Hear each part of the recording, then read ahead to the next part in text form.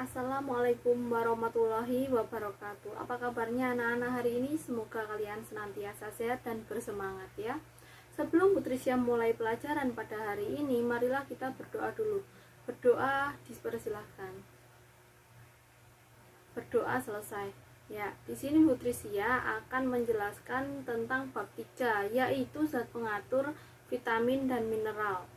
Kita lihat di layar ya, di situ ada berbagai macam buah-buahan, mulai dari ada selada, ada lemon, ada sawi, ada pisang, ada kiwi ya. Zat pengatur itu ada dua, vitamin dan mineral. Nanti kita bahas fungsinya apa untuk tubuh kita. Nah, tujuan pembelajaran kalian diharapkan itu dapat mendeskripsikan zat gizi sumber vitamin sebagai zat pengatur ya. Zat gizi sumber vitamin sebagai zat pengatur, zat gizi sumber mineral sebagai zat pengatur juga, dan air. Air itu juga untuk zat pengatur dalam tubuh. Nah, aktivitas kalian lihat di layar ya. Di situ ada aktivitas yang dilakukan. Contoh yang pertama ini adalah jalanan yang macet, sangat macet sekali ya, penuh dengan mobil. Yang kedua adalah jalanan yang longgar. Di situ ada Pak Polisi yang mengatur ya, jalanannya senggang. Apa hubungannya kemacetan dengan zat pengatur itu? Jadi di sini polisi atau biasanya petugas itu fungsinya sebagai zat pengatur. Sama mineral dan vitamin itu fungsinya seperti Bapak Polisi yang mengatur di dalam tubuh kita, vitamin dan mineral, agar tidak terjadi kemacetan atau penumpukan seperti yang digambar ini. Seperti itu. Nah, di sini vitamin itu apa artinya?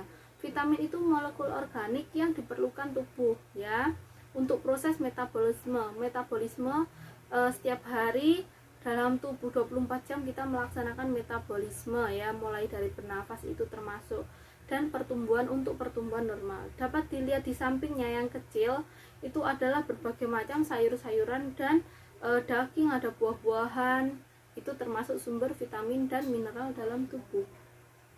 Jenis vitamin larut dalam lemak, yang pertama vitamin A, D, E, dan K yang terdapat pada daging ikan, minyak ikan, dan biji-bijian.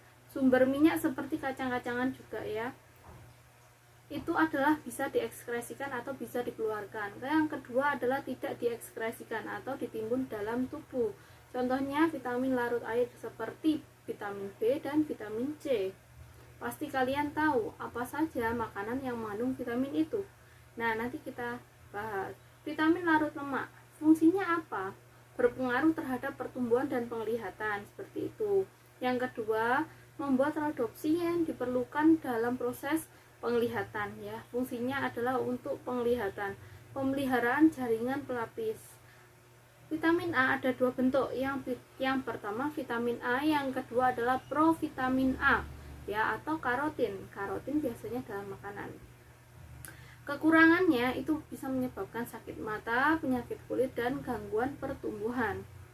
Vitamin A dalam bahan makanan. Nah, ini vitamin A yang tidak usah diubah, langsung dapat diserap tubuh, contohnya pada tubuh hewan, hati, susu, minyak ikan ya, daging, keju, dan kuning telur. Yang kedua ada provitamin A. Provitamin A yaitu biasanya yang kalian tahu, provitamin A itu hanya terdapat pada wortel. Padahal itu banyak sayuran hijau maupun orange itu yang mengandung provitamin A ya. Contohnya di sini ada wortel, bayam, termasuk ya daun singkong, kangkung, juga terdapat pada buah-buahan seperti mangga, pepaya, dan jeruk seperti itu. Jadi yang berwarna hijau dan kuning atau orange ya, seperti itu.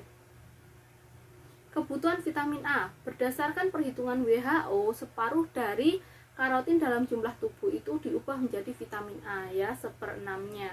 Jumlah tersebut kira-kira 1/6 dari kandungan protein makanan ya. Jadi ketika kita mengkonsumsi 6 porsi protein makanan yang diubah menjadi provitamin, itu adalah 1/6-nya.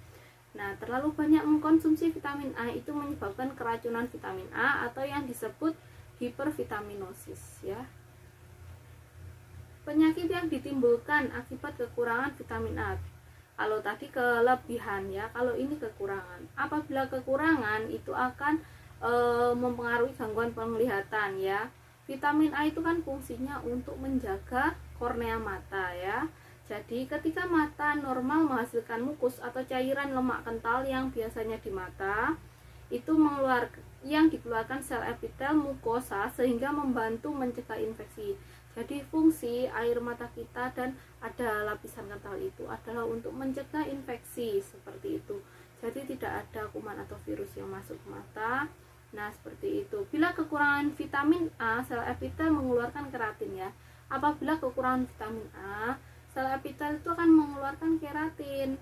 Dan keratin itu adalah protein yang tidak larut di dalam air, bukan mukus ya.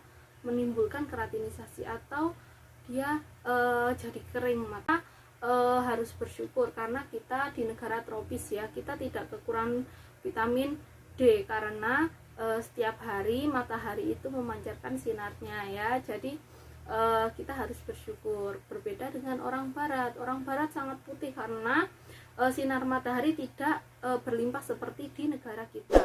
Ada 4 macam vitamin D. Yang pertama itu ada D2, D3, D4 dan D6 ya. D2 pada tumbuhan disebut kalsiferol ya. Kalsiferol kalau dalam tumbuhan.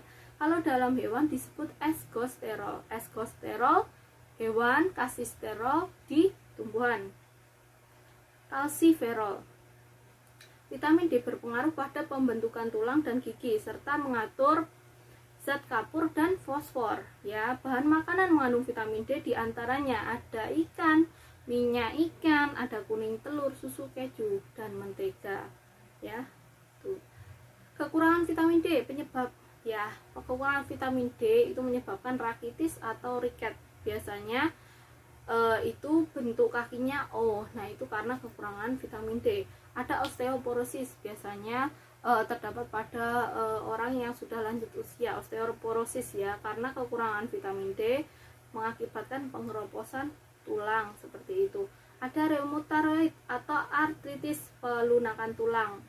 Biasanya pada bayi dia ada kelainan kekurangan vitamin D, jadi tulangnya yang harus keras, dia jadi tulang seperti tulang rawan, tulangnya lunak. Vitamin E mempengaruhi kemampuan reproduksi ya, baik untuk tubuh. Jadi vitamin E biasanya kan terdapat pada kecambah seperti itu ya.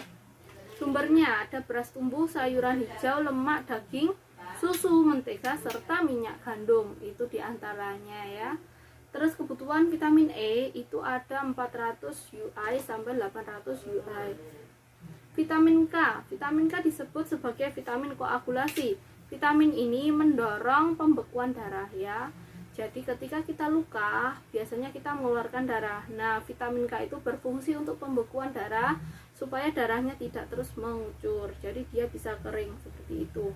Mempengaruhi pembentukan protrombin di hati ya. Kekurangan vitamin ini disebabkan konsumsi obat yang terlalu banyak. Biasanya ada efek samping dari obat sehingga vitamin K dalam usus itu mati seperti itu. Sumber vitamin K. Jadi yang dulu nggak suka sayur, sekarang mulai dipertimbangkan apa fungsi sayur untuk tubuh, sangat banyak sekali. Contoh di sini sayurnya ada bayam, ada kopi, ada brokoli seperti itu. Vitamin larut air ya, vitamin B kompleks ya. Vitamin B kompleks itu ada tiamin atau vitamin B1 ya, berperan mengatur air di dalam jaringan tubuh ya, memperbaiki pengeluaran getah cerna, mempengaruhi pertumbuhan dan mempengaruhi nafsu makan seperti itu. Vitamin B1 kekurangan vitamin B1 itu menyebabkan beri-beri, gangguan jantung sehingga menyebabkan penumpukan cairan dalam jaringan pada telapak dan persendian biasanya kalau kelebihan ya. Sumber vitamin B1 contohnya di beras ya, bekatul, kacang hijau, kacang tanah, termasuk juga tempe ya. Ada hati, telur, susu, dan sayuran hijau mengandung vitamin B1. Riboflavin ya atau vitamin B2 ya. Yang tadi namanya tiamin. Nah, tiamin B1. Kalau riboflavin itu vitamin B2, berfungsi untuk pernafasan sel. Kekurangan vitamin ini bisa menyebabkan sariawan, kulit kering, stamina menurun, berdampak pada gangguan jaringan tubuh. Ya, pada kornea tampak pembuluh darah halus dan tumbuh luka. Ya, apabila kekurangan. Sumbernya ada hati, ginjal, jantung, kedelai, sayuran segar, kuning telur, dan susu.